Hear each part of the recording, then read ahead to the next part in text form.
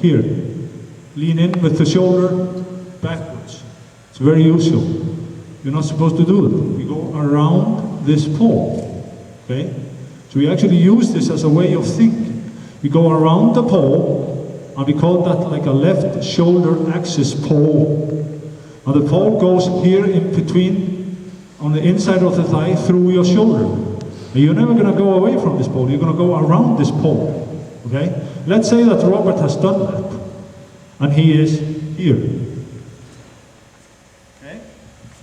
Then the next step, when you are here, is a relationship between this left shoulder and left leg, okay? Right leg is just out there. So we think mostly about the left leg, okay? There are right-legged throwers and there are left-leg throwers, like Gerd Kanter. He just thinks about right leg is just out there, and then you have a tremendous pressure on the left foot and the left knee, and at the same time the left shoulder is in front of you here in balance. You are in balance here. The left shoulder is here, and the right leg is just out there. And the right leg is just supposed to keep on being out there. But the work comes from the left foot, and at the same time, the left shoulder. So how is that gonna be? It's gonna be like this, here, and then you go down, and if you keep this out, the knee is gonna keep on going down. If you would not keep this out, and you would kick it like this, then you would go up, and the knee would straighten. That means that you lose power and speed because you get off contact with the circle. So what we are trying to do is to keep the right leg out, sink with the left knee, and when you're on the top of the foot here, you come off it, and at the same time you react in an opposite way with the left shoulder. So I'm going to show you this. This is advanced stuff, but we are also working with advanced people. Okay? So I'm going to show you this. I can actually do this, Robert. So you must be able to do it because you're 20-something years younger than me. Okay? I'm going to show you this.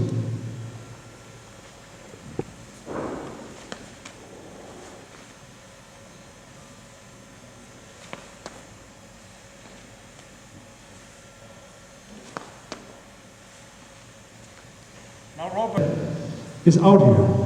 Just let it be out there, open.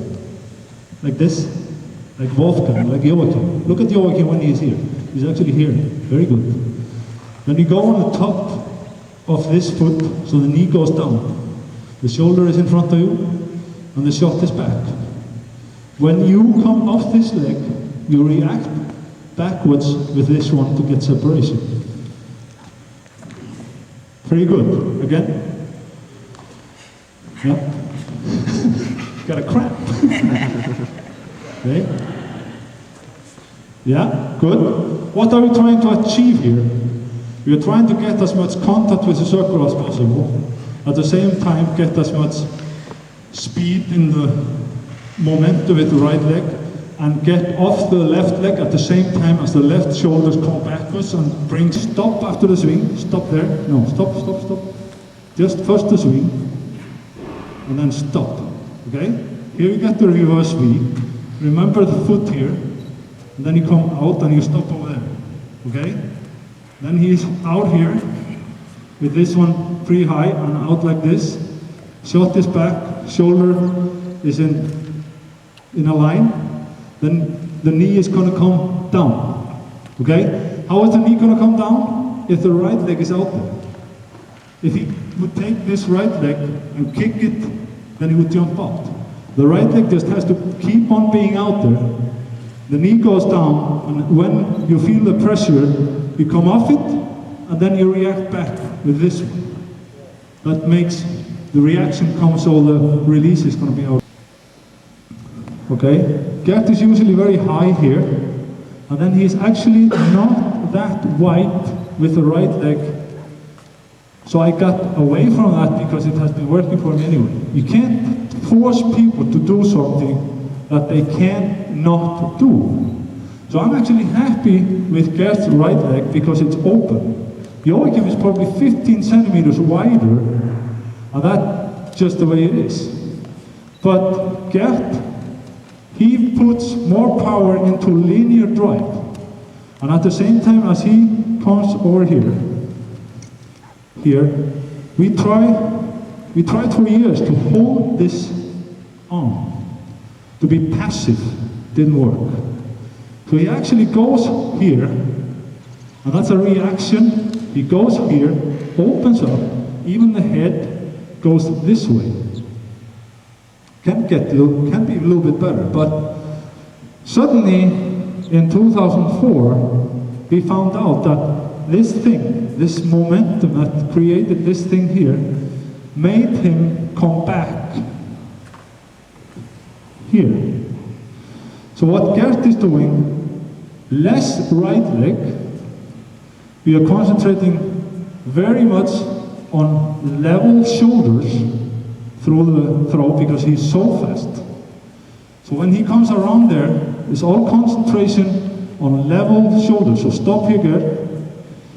The biggest problem Gerd has had, and one of the reasons for that he has not, like in 2004 and 2003, was that he took this shoulder down here, and when this shoulder goes down, he jumps up. Then at the same time, this arm goes way too high here. And when it's that high up there, then there is only one way, and that is down. And then he didn't get under the discus. So what we are concentrating on, Gerd, from the sprint point of view, is if you come over here, now, is to keep the shoulder, not holding the shoulder, just keep the shoulder up. At the same time as he leads with the inside of the thigh, just comfortable for him. Do that.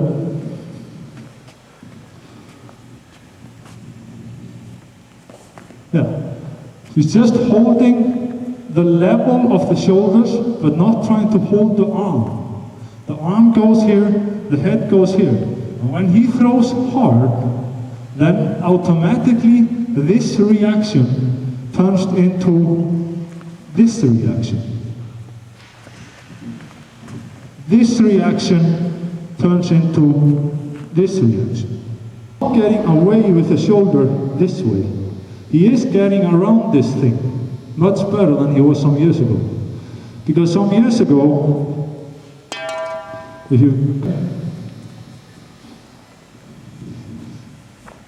he stops. He actually stops. Mark Wilkins did that too. Wolfgang Schmidt didn't. Joachim doesn't do it. He continues like you.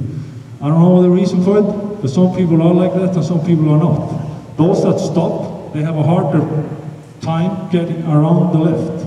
That means that Gerd is in a risk zone of jumping up in a sprint phase. That means less power, less contact.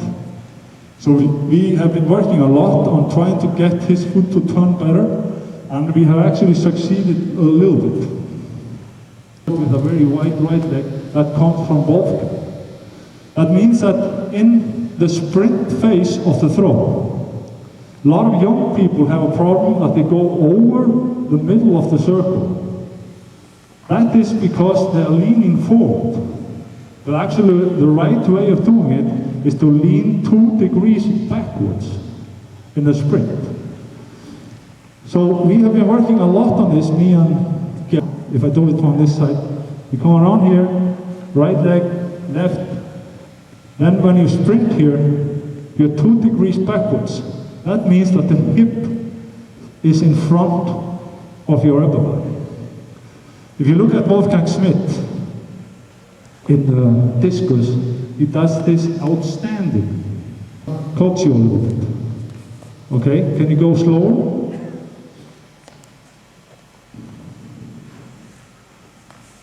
Pretty good. Gerd?